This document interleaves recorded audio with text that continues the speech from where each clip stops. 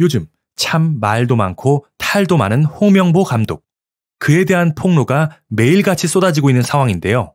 그런데 그 홍명보 감독이 과거 대한민국 축구계를 망쳐놓을 뻔한 최악의 사조직으로 평가받는 11회의 핵심 멤버였다는 것이 드러나며 사람들은 또 한 번 충격에 빠짐과 동시에 분노를 넘어 이젠 허탈감을 느끼고 있다고 합니다.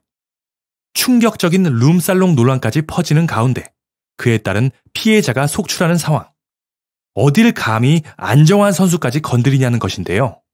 심지어 대회 바로 전날에도 강남 나이트클럽에서 새벽까지 폭음을 했었다니. 홍명보 선수의 이 11회라는 조직, U20 유소년 월드컵이나 올림픽 대표팀 등 이른바 엘리트 코스를 밟아온 선수들을 한데 모아 만든 사조직입니다. 그리고 이러한 조직이 대개 그러하듯이 이 조직은 자신들과 같은 엘리트 코스 출신이 아닌 선수들에게는 철저하게 배척하는 그런 파벌이었습니다. K리그에서 활동하며 아무리 뛰어난 성적을 거두었어도 U20 월드컵이나 올림픽에 참가하지 않았었던 김현석, 윤상철, 신태용 같은 선수들은 애초에 대표팀에 뽑힐 수도 없거나 어떻게 뽑힌다고 해도 이 11회의 멤버들에게 패스조차 제대로 받기 어려운 상황이었다는 것이죠. 세 개의 강팀들을 상대로 한마음 하나가 되어 전력으로 부딪혀도 될까 말까 하는 상황에 같은 팀 내에서도 이런 분위기라면 결과는 불보듯 뻔할 것입니다. 2014년의 브라질 월드컵, 지금의 손흥민 선수가 처음으로 월드컵에 데뷔를 하고 안정환이 해설자로 나섰던 그 월드컵. 축구는 말할 것도 없고 워낙에 입담 좋고 넉살 좋은 안정환이라 사람들은 그의 해설을 기대하고 있었는데요. 하지만 벨기에전을 중계하던 안정환은 평소의 모습과 많이 달랐습니다. 침착했던 그의 모습은 온데간데 없고 마치 화가 난 듯 경기를 하는 선수들에 대한 질타를 거침없이 쏟아내었던 것입니다. 결국 경기에서 맥없이 패배한 대표팀 선수들. 이날 안정환 해설은 이러다 방송사고 나는 거 아니냐, 이래도 되나 싶을 정도로 분을 참지 못하는 듯한 모습을 보였었습니다. 그리고 얼마 뒤 한 예능 방송에 출연한 안정환. 그는 작심한 듯 홍명보 감독에 대한 이야기를 털어놓기 시작합니다. 홍명보 감독이 얌전하고 바른 이미지로 알려져 있지만 사실은 그와 반대로 거친 육두문자를 섞어 말하는 게 평소의 진짜 말투이며 자기 사람이 아닌 다른 사람들과 있는 것을 몹시 싫어한다는 것까지. 농담인 듯 진담인 듯 그에 대한 따가운 폭로를 하는 안정환을 향해 오히려 MC들이 당황할 정도였는데요. 그럼에도 당시의 안정환은 거침이 없었습니다. 위계 질서가 확실한 운동 선배에 대한 안정환의 이런 폭로. 단순히 농담이라고 하기엔 뭔가 뼈가 있는 듯한 말이었는데 아니나 다를까 시간이 지나고 보니 당시 홍명보 감독이 졸전 끝에 1무 2패로 일찌감치 조 예선 탈락을 한 것도 모자라 선수들과 접대부가 있는 이른바 룸살롱 술집에 들어가 흥청망청 음주 가무를 즐겼다는 사실이 뒤늦게 밝혀진 것입니다. 선수 생활은 은퇴를 했지만 이런 내용을 모를 리 없었던 안정환. 홍명보 감독을 향해 마치 저격을 하듯이 쓴소리를 한 게 아닌가 하는 거죠. 이러한 잘못된 관행은 예전 안정환의 선수 시절에도 있었다고 합니다. 당시 테리우스라고 불리며 유명세를 떨치던 안정환. 당연히 선배들은 이러한 술자리에 안정환을 부르곤 했었다는데요. 한창 떠오르는 스타와 함께 술자리에서 호화 접대를 받기를 원했던 것일까요? 하지만 안정환 선수는 이런 술자리 자체를 좋아하는 스타일도 아니었고 무엇보다 당시에도 이미 얼굴이 알려져 주목을 받고 있는 스타였기에 이러한 룸살롱 술집으로의 선배들의 호출이 매우 불편할 수밖에 없었다고 합니다. 하지만 하늘 같은 운동 선배의 부름을, 그것도 대표팀의 최고참이자 다혈질로 유명한 홍명보 선수의 부름을 감히 거절할 수는 없었기에 이제는 고인이 된 유상철 선수 등과 함께 어쩔 수 없이 불려나가 막내로서 각설이 타령을 하는 등 광대처럼 온갖 재롱을 부리며 선배들의 시중을 들어야 했던 적이 있었다는 것이죠. 그런데 그런 자신은 그렇다 치고 시간이 흘러 대표팀의 홍명보 감독이 되어서도 우리 까마득한 후배들한테도 이런 일이 또 발생했다고 생각하니 안정환이 분통이 터질 수밖에 없었다는 것입니다. 안 봐도 뻔하다. 이러니 선수들이 평소 운동에 집중할 수 있을 리가 없고 경기장 안에서는 우왕좌왕.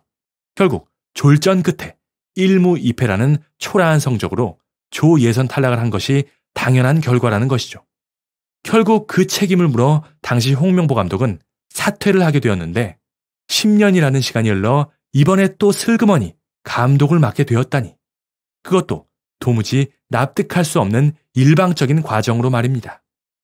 예전부터 홍명보 감독이 선수를 기용하는 스타일을 보고 인맥축구, 의리축구라고 불렀습니다.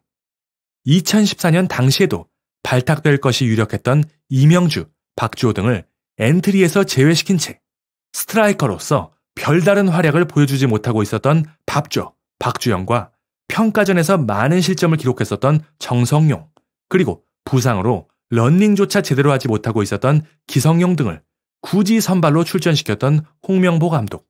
특히 주위의 우려에도 스트라이커 박주영의 기용을 끝까지 고집하는 모습을 보고 같은 고려대 출신이기 때문이 아니냐, 또 인맥축구, 의리축구냐, 이젠 지겹다 라며 사람들의 거센 비난을 받기도 하였습니다.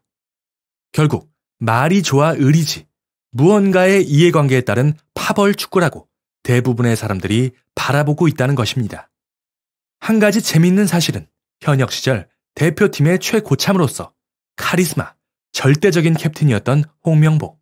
하지만 그런 그도 하마터면 대표팀에서 제외가 될 뻔한 적이 한 번 있었는데 바로 기적과 같은 대한민국 4강 신화를 이룬 그 유명한 히딩크 감독 때문입니다.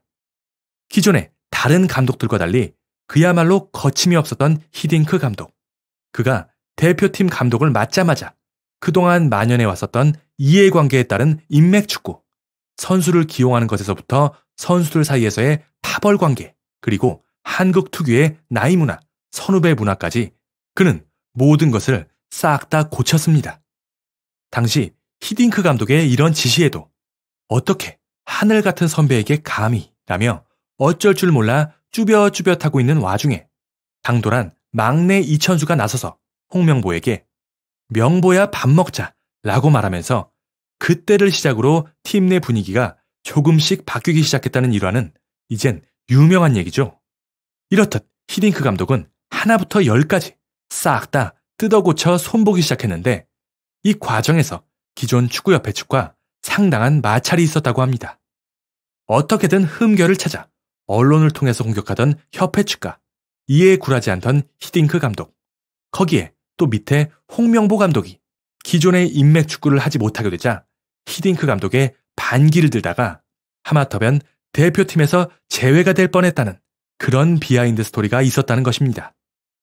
2014년 브라질 월드컵에서 우왕좌왕하는 형편없는 팀워크로 1무 2패의 초라한 성적으로 조기 탈락. 결국 이에 대한 책임으로 홍명보 감독이 대표팀 감독을 사퇴하는 것을 보고 과거 축구 대표팀 감독을 역임했었던 김호 감독은 이렇게 말하였습니다. 홍명보의 사퇴는 꼬리를 자른 격이고 진짜 몸통은 축구협회다 라고 말하며 축구협회를 축피아, 이른바 축구 마피아라고 강하게 비판을 한 적이 있었습니다. 현재 홍명보 감독이 앞에 나서 욕을 먹고 있지만 사실 진짜 문제는 그 뒤에 축구협회가 진짜 문제라며 고작 홍명보 감독을 어떻게 해야 해결될 문제가 아니라 그 뒤에 대한축구협회의 정몽규 회장이 책임지고 물러나야 앞으로 대한민국 축구가 가능성이 있다고 많은 사람들이 지적하고 있습니다. 그럼에도 불구하고 이런 사람들의 얘기를 알면서도 모르는 척 뒤에 숨어서 그저 사태가 지나가길 기다리며 고집을 부리고 있는 정몽규 회장. 여러분들은 이 사태 어떻게 생각하시는지요? 홍명보 감독 그리고 현 정몽규 회장의 이 시스템에 한 번 더 제대로 기회를 주어야 된다고 생각하시는지, 아니면 이참에 싹 다 물갈이가 돼야 한다고 생각하시는지, 여러분들은 어떻게 생각하시는지 소중한 의견 댓글로 자유롭게 남겨주시기 바랍니다. 감사합니다.